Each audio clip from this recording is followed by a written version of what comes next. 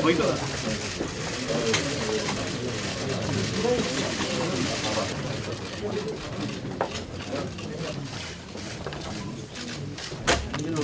이호 여사 청와대 경호실이 경호 논란에 관련해서 한 말씀 드리겠습니다.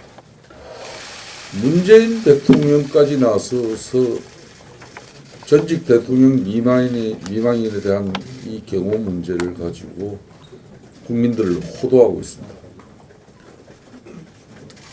청와대 경호 기간이 끝나면은 경찰로 경호가 이관되어서 전직 대통령 미망인들에게 경호는 계속해서 이루어집니다. 그럼에도 불구하고 문재인 대통령이 어제 김대중 전 대통령 미망인 이호 여사에 대한 경호를 대통령 경호처가 계속 맡으라고 지시했습니다. 현행법상 경호처장이 필요하다고 인정하는 국내의 요인에 대해서는 경호처가 경호할 수 있다고 합니다. 그런데 현재 김영삼 전 대통령 미망인 손명순 여사에 대한 경우는 경호처 경호 기간이 끝나서 경찰의 경호를 받고 있습니다. 그렇다면 손명순 여사에 대한 경호처 경호는 필요하지 않다고 판단해서 경호처가 아닌 경찰이 경호하고 있는 것입니다. 민주당은 이호 여사에 대한 경호 기간을 5년 더 늘리는 경호법 개정안을 국회에 제출했으나 아직 법 개정은 되지도 않았습니다. 그럼에도 불구하고 문재인 대통령 말 한마디에 이호 여사에 대한 경호를 유지할 수 있도록 한다면 이것이야말로 문재인 대통령이 법위에 군림하는 저항적 대통령임을 자처하는 꼴이 아니겠습니까? 문재인 대통령은 또 해석 논란이 있다면 법 자체의 유권 해석을 받으라고 했다는데 문재인 대통령께서 이러시면 안 됩니다. 이런 문제까지 대통령이 직접 나서신다면 대한민국은 뭐가 되겠습니까?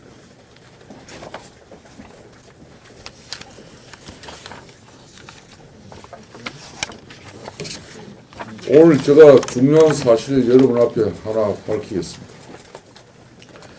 작년 5월 19일 문재인 대통령이 된 이후에 청와대의 5당 원내대표를 초청했습니다. 그 자리에서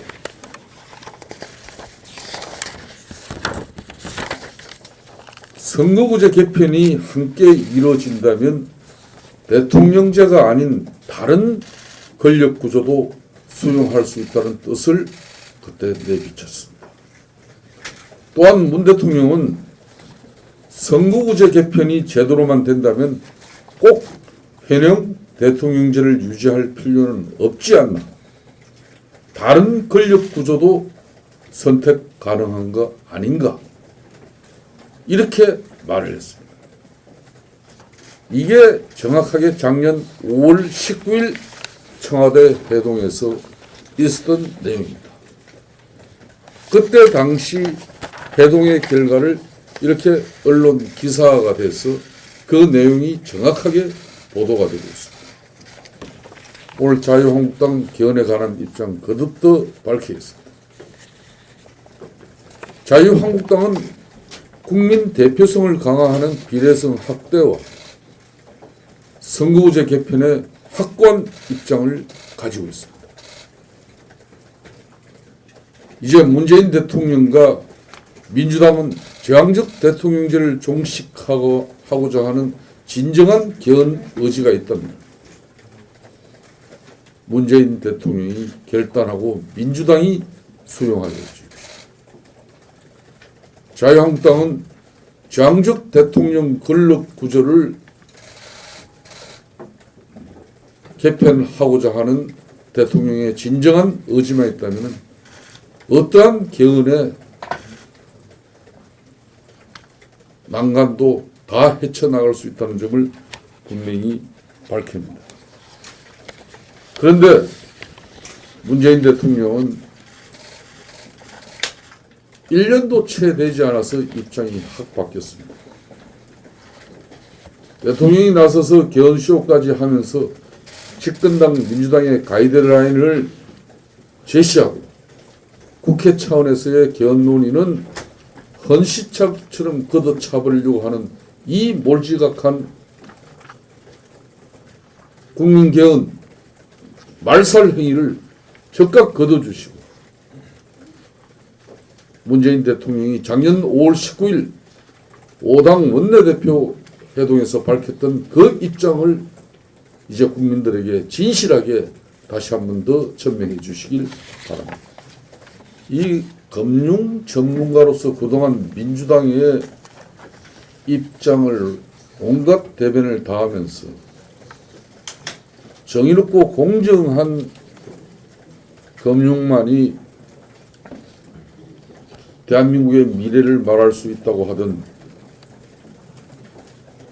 김기식 위원장이 피감기관 돈으로 출장을 가고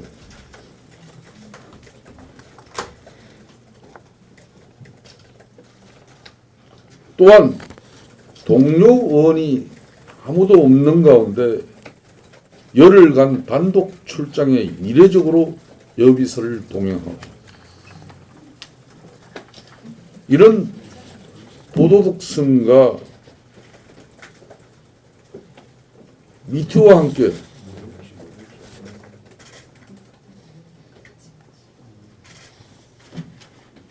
우리 사회는 대변혁을 맞고 있습니다.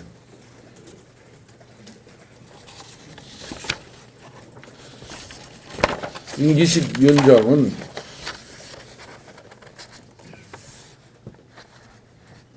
더 이상의 추가 의혹이 제기되기 이전에 지금의 금감 원장 자리를 본인이 직접 사퇴하는 결심을 해주십시오.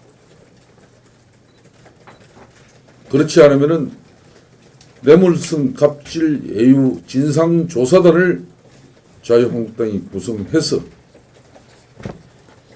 김기식 위원장이 지난 19대 국회 정무위 간사로서 그가 한 일을 우리는 다 알고 있습니다. 금융 전문가 자리에 갑질 전문가를 낙하산시키고 이게 문재인 대통령이 말하는 정의고 공정입니까? 스스로가 적폐인 원장이 금융 적폐를 청산한다는 게 이게 말이나 되는 일입니다. 김기식이 하는 금융광도 어떤 금융기관이 수긍하고 어느 국민이 납득할 수 있겠습니까? 청와대 민정수석실은 도대체 무엇을 검증했다는 겁니까? 왜 그렇게 참여연대 출신에게는 간대한 겁니까?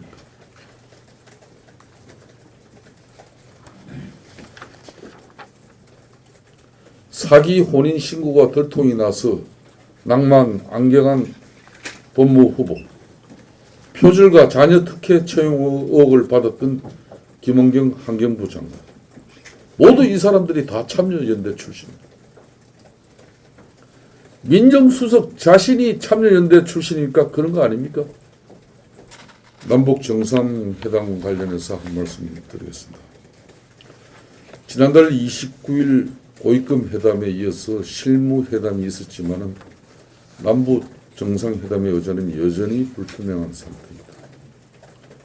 강경화 외교장관은 양 정상 간에 허심탄회하고 포괄적 대화가 이루어져야 한다고 밝혔지만 결국 우리가 하고 싶은 말보다는 김정은이 하고 싶은 말 위주로 대화 의자가 짜여질 공산이 높아 보입니다. 정부가 최근 유엔 인권이사회의 북한 인권 결의안에 환영 입장을 표명한 것을 두고 강경화 장관은 북한 인권 상황은 끔찍하지만 이를 거론할 가능성은 없다고 즉각 선을 그었습니다. 제 아무리 김정은을 달래고 구슬러서 비를 맞추려 한다고 하지만은 무조건 오냐오냐 내 말이 맞다고 맞장구만 쳐줄 일은 아니라는 점을 지적하지 않을 수 없습니다. 회담이라는 것은 분명히 목적이 있고 의도하는 성과가 있는 것이라면 최소한 그 회담에서 무엇을 의제로 테이블에 올려놓을 것이 정도는 그야말로 허심탄회하고 포괄적으로 논의될 수 있어야 할 것입니다. 회담은 고사하고 의제 설정에 들어가기도 전에 알아서 뺄 건 빼버리는 저 자세로 이번 남북 정상회담에서 무슨 성과를 이뤄낼 수 있을지 우려하지 않을 수 없다는 말씀을 드립니다. 어제 저녁 8시에 대한민국 시청자들은 온 채널에 오직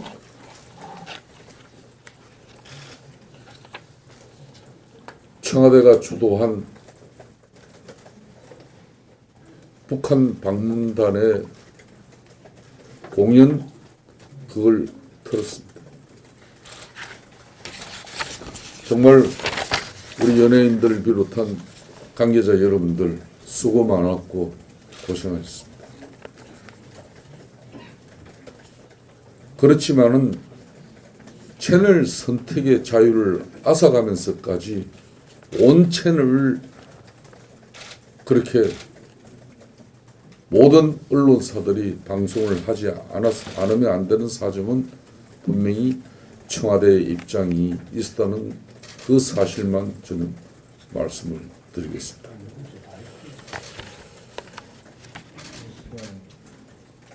어제 안희정 충남지사가 두 번째 영장이 또 기각이 됐습니다. 시중에 떠도는 말이 역시 거짓이 아니라는 사실이 밝혀졌습니다. 어떤 경우든 문재인 정권이 안희정을 구속까지는 시키지 않을 것이다.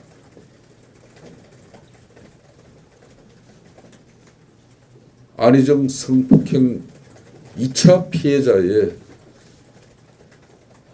공소 사실은 반영되지 않은 검찰의 대국민 안희정 영장 청구 쇼는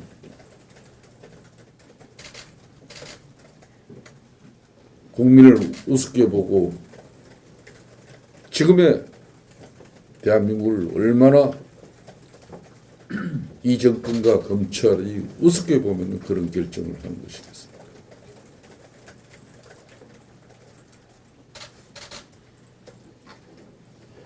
아픈 여성들의 애침과 고통을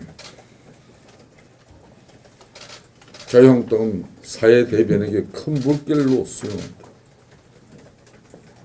그럼에도 불구하고 문재인 정권은 청와대에 탁현민 비서관이 있기 때문에 이 미투는 스쳐 지나가는 바람 정도로만 여기고 있는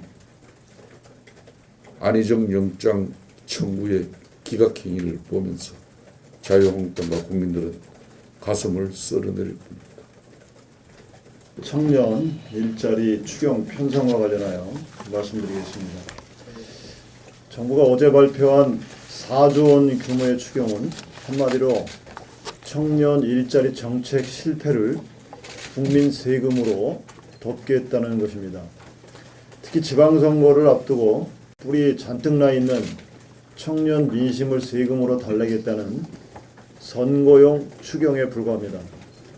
정부는 추경안을 국회에 제출하기에 앞서 청년 일자리 창출 실패 관련 대국민 사과부터 하는 것이 순리라고 생각합니다. 이번 추경과 관련한 문제점을 몇 가지 말씀드리겠습니다. 첫 번째는 문재인 정부는 지난해 소위 일자리 추경 11조 2천억 원과 올해 본예산 중 일자리 예산 19조 2천억 원 등 현 정부 10개월 동안 총 30조 4천억 원의 실탄을 확보했으면서도 일자리 창출에는 실패를 했습니다. 올해 일자리 예산 19조 2천억 원은 전년 대비 2조 1천억 원, 12.4% 증가한 금액이고 특히 청년 일자리 예산 3조 1천억 원은 전년에 비해 20.9%나 증가했는데도 청년 실업률은 떨어질 줄 모르고 있습니다. 두 번째, 국가재정법 89조, 즉 추가경정 예산안의 편성에 관한 에서 규정하고 있는 추경 편성 요건에도 부합하지 않습니다. 청년 실업 문제는 재정을 투입해서 해결할 수 있는 사안이 아니라 정부도 인정하고 있듯이 노동시장 이중 구조에 기인하는 구조적인 문제라는 것을 지적하고 싶습니다. 따라서 정부가 대책이라고 내놓은 3년 내지 5년짜리 한시적인 세금 지원책은 추경이 아니라 장기적인 정책으로 추진할 사안임을 밝힙니다. 세 번째, 정작 지원이 시급한 고용 위기 지역 예산은 상당히 미미합니다. 군산, 거제, 통영동 고용 위기 지역에 대한 예산은 이번 추경 4조 원의 25%도 안 되는 9,500억 원에 불과합니다. 이 정도 규모라면 굳이 추경을 편성하지 않더라도 기존 예비비로 충분히 추진 가능하다고 할 수 있습니다. 네 번째, 집행률이 저조한데도 확대 편성한 사업이 대부분입니다. 작년 추경과 올해 예산의 저조한 집행률을 볼 때 고용 현실과 전혀 맞지 않는 실패한 정책이라는 것이 드러났습니다. 그럼에도 실패한 사업을 이번에 또다시 추경에 확대 편성한 것은 청년들에게 힘을 실어주겠다는 것이 아니라 우롱하는 행위입니다. 이번 추경안의 대표적인 사업으로 언급되는 중소기업 청년 추가고용 장려금 사업은 작년 추경에서 집행률이 36%에 그친 대표적인 세금 낭비 사업이며 올해 본예산도 2월 말 현재 0.7%밖에 집행되지 않고 있습니다. 청년 내일 채움 공제 사업 역시 작년 추경에서 52%만 집행될 정도로 저조했고 올해 예산에서도 2월 말 현재 집행률이 4.8%에 불과한 아주 지지부진한 상태입니다. 이렇듯 실효성도 없는 사업에 혈세를 또 퍼부겠다는 정부의 모습을 보이며 국민 세금을 정부의 쌈짓돈 마냥 마구 쏘대는 것인지 개탄하지 않을 수 없습니다. 다섯째, 예비 타당성 조사를 건너뛰는 꼼수로 또 한 번 국가재정법을 무력화시켰습니다. 문재인 정부는 올해 2018년도 예산안 편성 당시 아동수당같이 향후 500억 원 이상의 대규모 예산이 투입되어야 하는, 그래서 국가재정법의 예비타당성 조사를 반드시 거치도록 규정한 사업을 국무회의 의결로 면제시키는 꼼수를 부린 바 있습니다. 이번 추경안도 국회 제출 직전인 4월 3일에 국무회의를 열어 9개 사업에 대한 예비타당성 조사 면제를 의결하면서 국가재정법을 다시 한번 무력화시켰습니다. 우리 자유한국당은 지난해 추경에서 약속한 11만 명 일자리 창출의 구체적인 실적, 그리고 올해 본예산 집행 내역에 대한 성과 분석 없이는 이번 추경안 심의에 일체 나서지 않을 것임을 분명히 밝힙니다.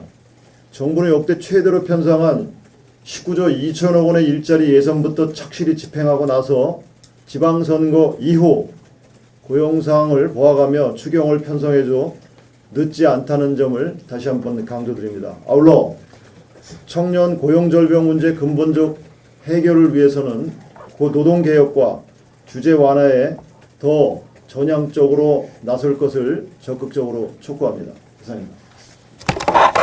어제 우리 신보라 원내대변인께서 논평한 것이 언론에서 크게 다뤄주질 않으시고 또 사회에서 이 부분을 그냥 넘어가는 것 같아서 아쉬워서 한 말씀을 드립니다. 문재인 정권은 자유총연맹 신임 총재 인선에 깊이 개입을 하고 있고 여기에 손을 떼라 하는 어제 신보라 원내대변인의 논평이 있었는데 이게 상당히 의미가 있는 것입니다. 제가 예를 들면은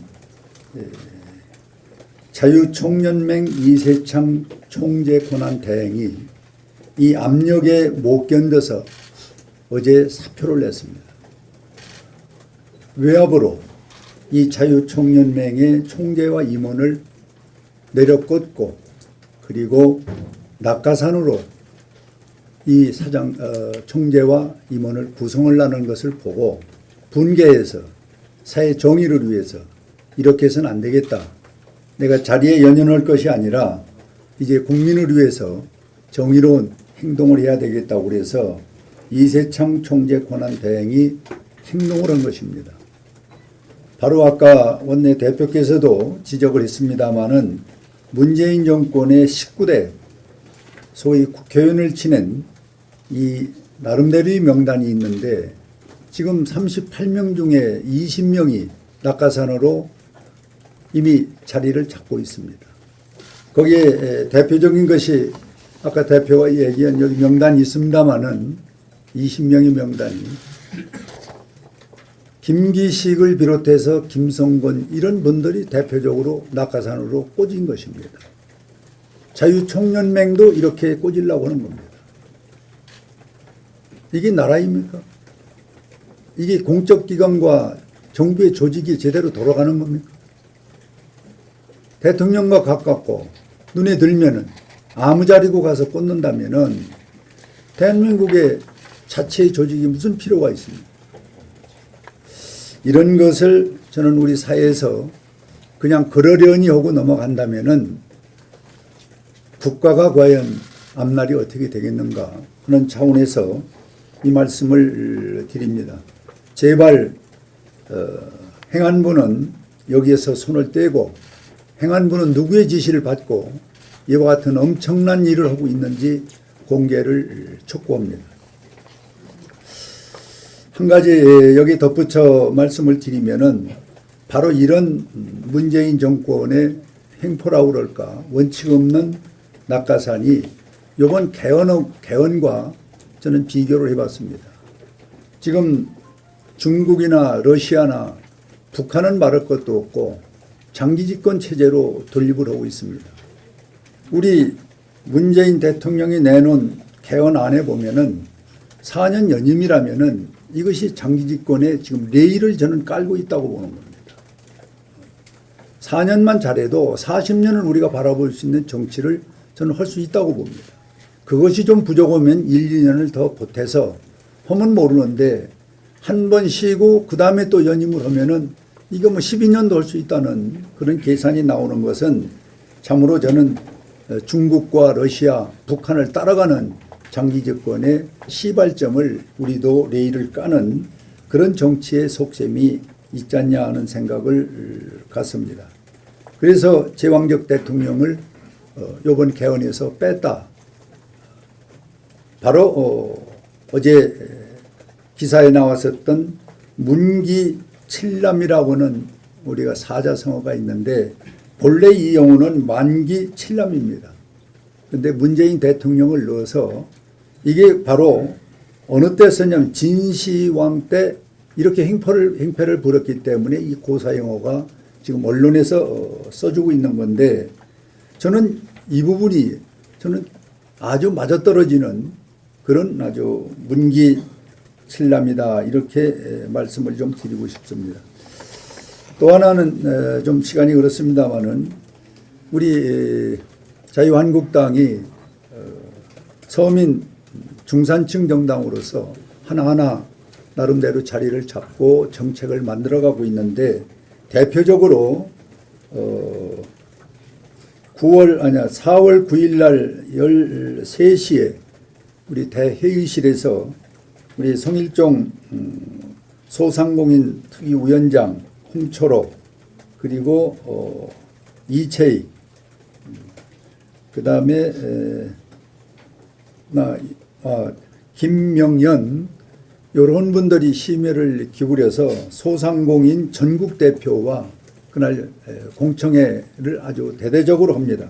이렇게 해서 어려운 소상공인의 실상을 알고 거기에 대한 법과 제도를 만드는데 우리 한국당이 실질적으로 함께 하자는 뜻에서 이 공청회를 우리 당에 전력 투구해서 우리 전국 소상인문과 함께 그날 토론회가 있습니다. 우리 언론인께서도 좀 많이 도와주시기 바라고요. 우리 의원님들은 모두 참석해서 대성황을 이뤄주는 것이 우리가 내건 소위 중산층 서민을 위한 그런 행동으로 실천하는 정책이 아닌가 하는 생각에서 말씀을 드렸습니다. 부탁을 드리겠습니다.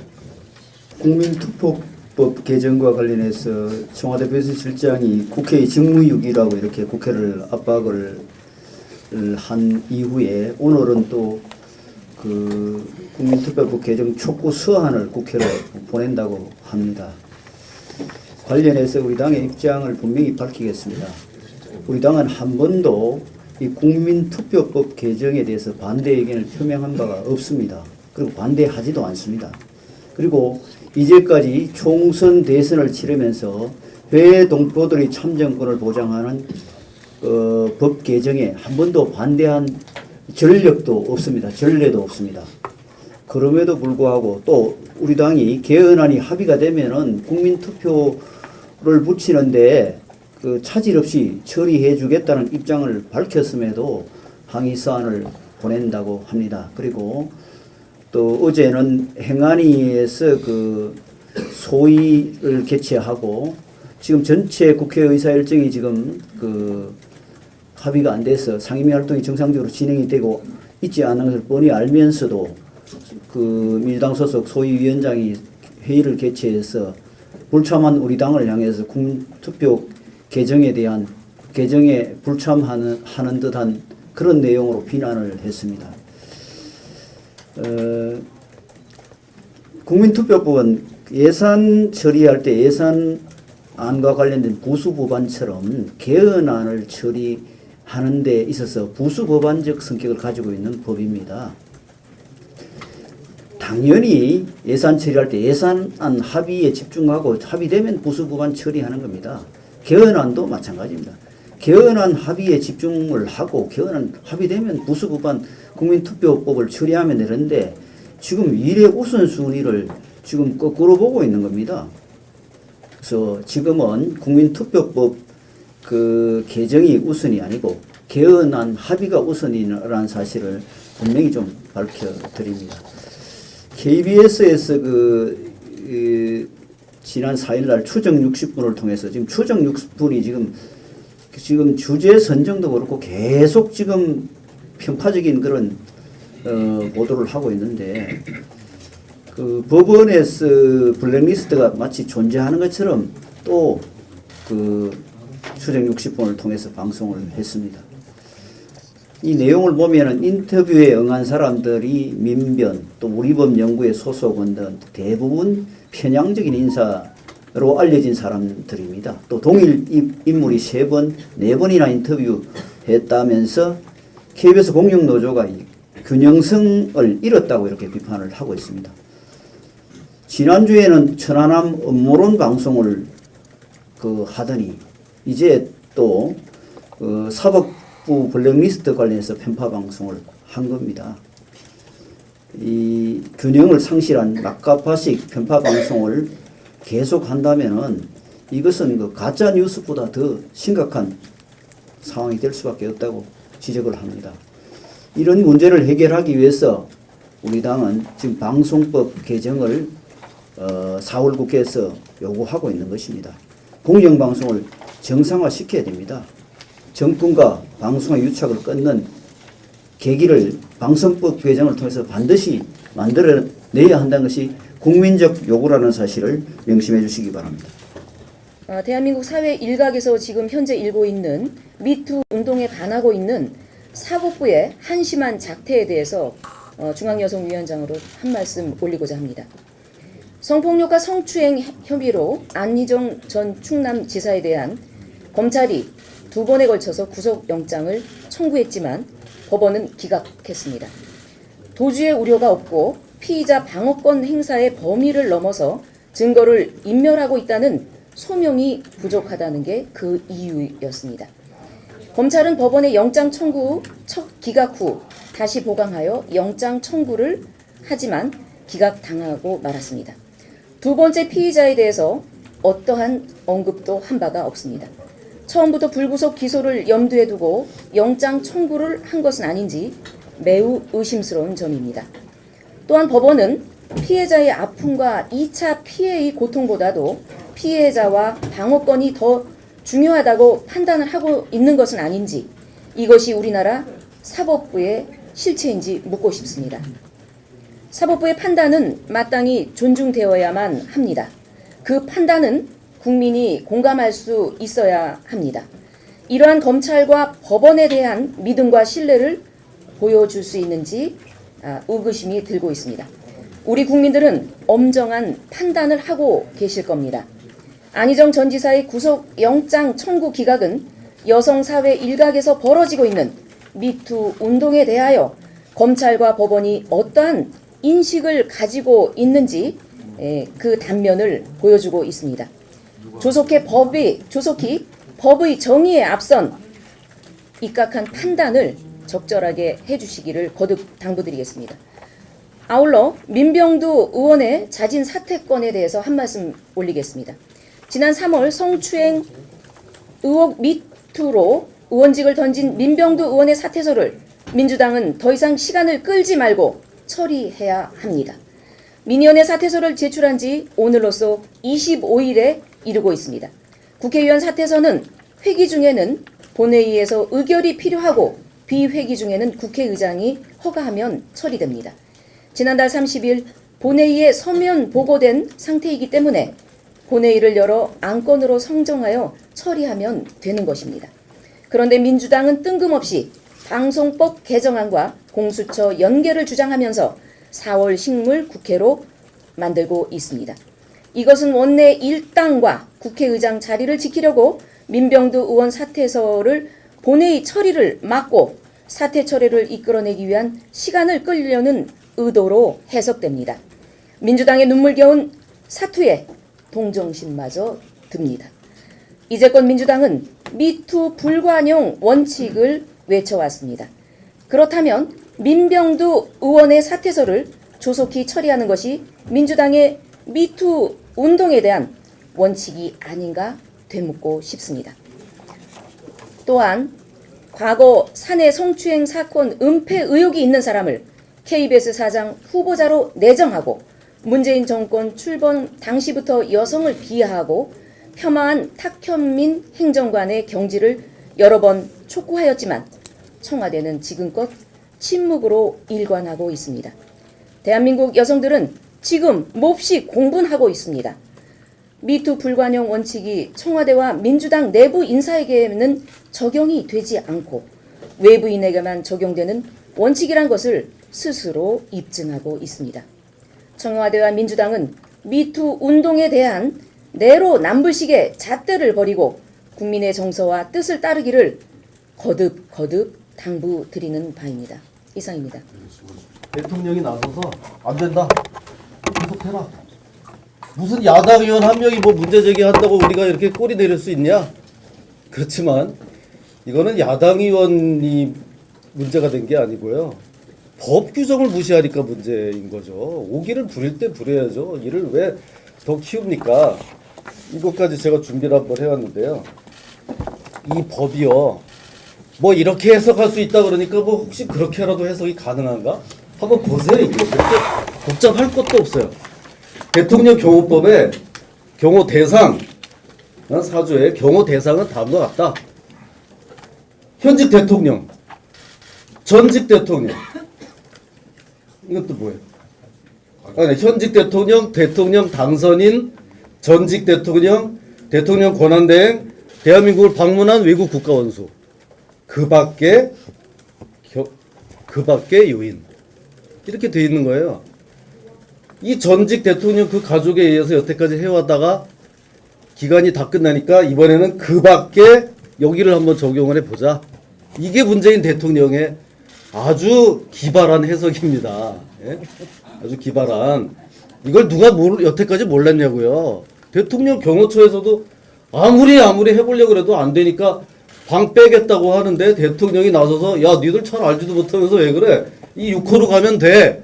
그러는데 미안하지만 그 밖에입니다. 그 밖에. 이런 사람 이희호 여사 다 여기에 해당되고 그 밖에. 그럼 뭐예요? 이 전직 대통령은 아니죠.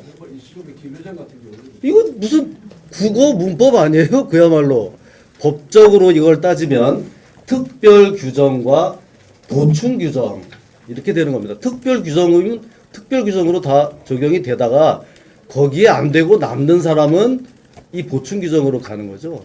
그러니까 특별 규정에 있는 사람은 15년 다 됐는데 무슨 소리예요 이제 와가지고요.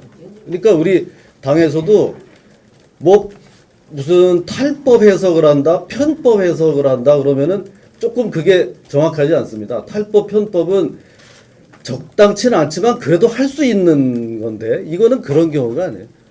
이렇게 해석하면 아예 불법 해석인 거예요. 갈 수가 없는. 자, 이렇게 된 거고요. 이렇게 해석할 수 있다고 하면 지금 법 개정안 뭐하러 가져왔어요? 15년에다가 5년을 플러스 해주자고 법 개정안을 정부안으로 내놓고 이게 통과가 안 되니까 이번엔 이거로 할 수 있다 그러면은 법 개정안 뭐하러 했냐고요. 그럼 정부안 다시 가져가세요. 가져가고 이거로 그냥 계속 해보시라고. 그게 되나 안 되나 그런 얘기가 되잖아요. 손명순 여사요. 손명순 여사는 7년으로 이미 다 끝나서 경찰경으로 넘어갔습니다. 이미 2005년도에 끝나서 다 넘어갔어요. 그런데 이희호 여사만 계속 지금 4번째 법 개정안을 들고 왔어요. 7년에서 10년으로 10년에서 15년으로 우리가 2번은 해줬지만 그 다음부터는 안 된다 이겁니다. 돌아가실 때까지 이렇게 할 수는 없잖아요. 그래서 여기까지 온 거고요. 이제 법제처장이 좀 골치 아프게 생겼죠.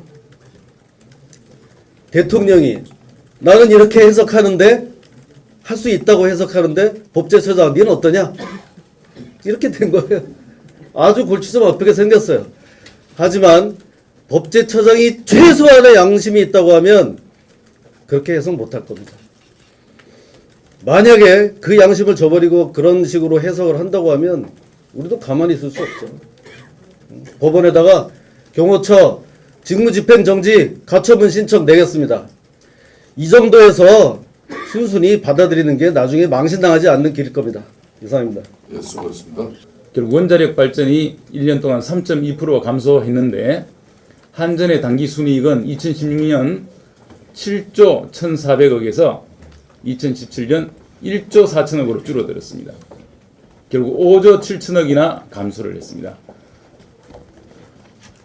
법인세도 한전이 납부하는 법인세도 2016년 9,052억에서 2017년 1,800으로 예상돼서 결국 7,200억이라는 세수도 감소를 하게 됐습니다.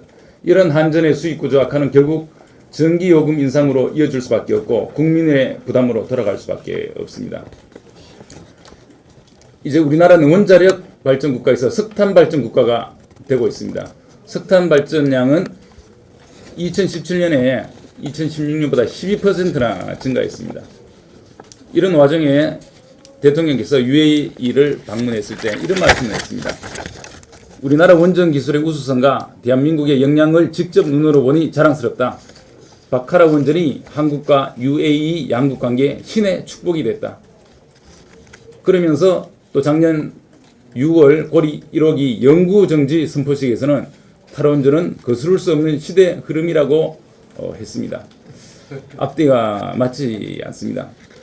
금년 3월 현재 원전 가동률은 56%입니다. 24기 중에 14기만 가동 중인데 이 원전 가동률을 보면 2015년에 86% 그리고 2017년은 작년 전체로 보면 71.3%인데 이 71.3%가 20년 만에 최저치입니다. 그런데 현재는 56%입니다. 원전은 연료비가 1kW당 5.3원에 불과합니다. 원전은 설비 투자에 많은 돈이 들고 설비를 만들어 놓으면 연료비가 5원에 불과하기 때문에 돈이 들지 않습니다. 전력 생산 자체에는. 그러나 석탄 발전은 석탄을 계속 넣어야 되니까 수입한 석탄을 계속해서 쓰기 때문에 엄청난 비용이 들어가고 있습니다. 안전하고 효율적인 원전을 놔두고 이 원전을 놀리면서 왜 미세먼지에 주범이 되고 많은 비용이 소요되는 석탄 발전을 늘리는지 이해를 할 수가 없습니다. 정부의 탈원전 정책을 전면 재검토할 것을 촉구하고 아울러 이 원전 관련 일자리가 10만 개라고 합니다. 이 10만 개가 굉장히 고급 일자리입니다. 양질의 일자리입니다. 지금 일자리 이 문제가 실업 문제가 미스매치다. 예, 미스매치라고 하는데 세금으로 만드는 허접한 일자리. 아무리 만들어봤자 소용이 없습니다. 미스매치만 되는 뿐입니다. 이런 고급 일자리, 양질의 일자리를 없애고 세금으로 허접한 일자리를 만들겠다는 것도 이해를 할 수가 없고요.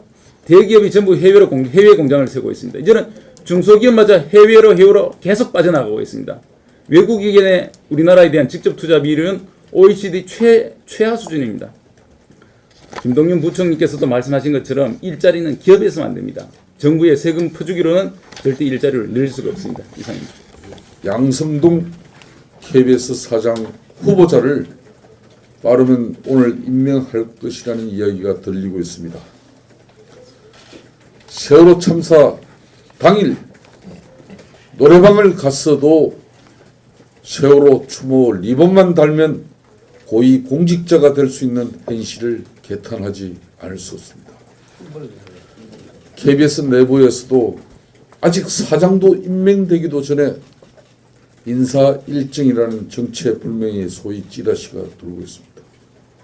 4월 9일 날은 본부장 인사, 4월 11일은 국장 부장 인사, 11일은 계열사 임원 인사. 문재인 정권에게 경고합니다. 세월호 노래방 사장을 임명하려면 법인카드 내역 관련 자료를 제출하고 제기된 의혹에 대해 명명백백하고 소명하는 것이 우선입니다. 이러지 마십시오. 안희정 전 지사